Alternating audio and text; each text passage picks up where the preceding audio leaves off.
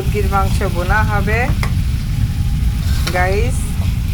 আমার মেয়ে এদিকে খিচুড়ি রান্না করে রাখছে, তো আমি আবার এখন একটু মুরগি রান্না করি, তাহলে খেতে মজা লাগবে।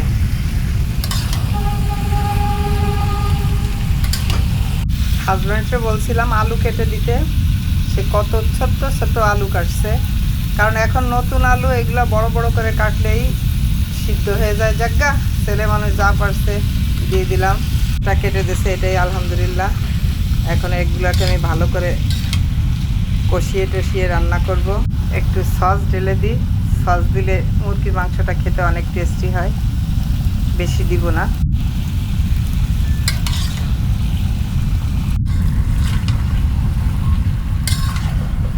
যত মাংস কষানো বেশি হবে তত টেস্টি হবে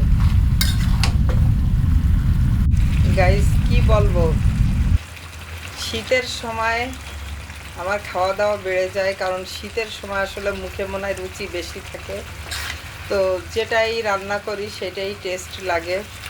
এই জন্য শীত আসলে দেখা যায় যে আমি মোটু হয়ে যাই, রান্না করি আর খাই। আরেকবার মোটা হয়েছিলাম করোনার সময়, মানে সব কিছু বন্ধ ছিল, বসে বসে ঘরে বসে বসে আপনার রেসিপি তৈরি করি আর খাই। ওই সময় অনেক মোটু হয়েছিলাম, তো অসুবিধা নাই, গরম আসলে আবার স্লিম হয়ে যাব। খুব তো মজা করে রান্না বান্না করলাম, তো রান্না বান্না শেষ। তোমাকে কি দেবো, লেগ পিস দিব না বুকের? বুকের? এটা কি বুকের? না না না, এই যে এই দুটো। এটা ওকে। আর কোনটা দিব? এটা। এটা গলা গেছে একটা। এটা পাশে রাখো, পাশে রাখো। হুম, হয়েছে হয়েছে ওকে। খাও। আমি উঠাইনি, আমি লেগ পিস পছন্দ করি, আর হচ্ছে মুরগির পা, আর হচ্ছে পাকনার মাংস পছন্দ করি। কোথায় পাকনা? ওকে।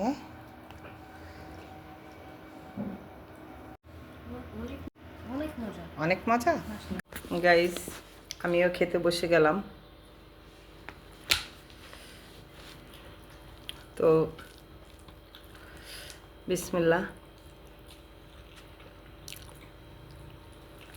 খিচুড়ি মুরগির তরকারি টেস্টি হয়েছে, তো কেউ বদনজর দিয়েন না।